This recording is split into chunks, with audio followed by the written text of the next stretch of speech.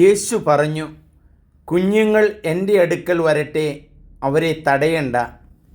ലൂക്കായുടെ സുവിശേഷം 18:16.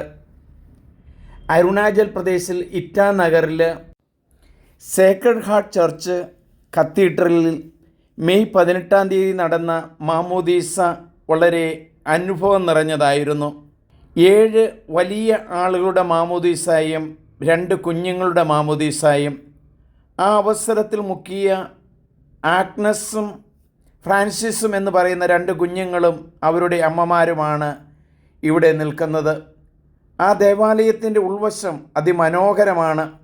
ഉയർത്തെഴുന്നേറ്റ യേശുവിൻ്റെ രൂപം വച്ചിരിക്കുന്ന അതിമനോഹരമായി അലങ്കരിച്ചു വച്ചിരിക്കുകയാണ്. ദേവാലയം എത്ര കണ്ടാലും മതി വരികയില്ല.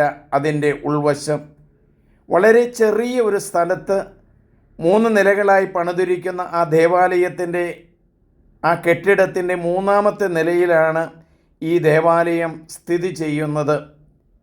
അത്ര മനോഹരമാണ്. ഫാദർ ടോമിയാണ് ഇത് പണി കഴിപ്പിച്ചത്.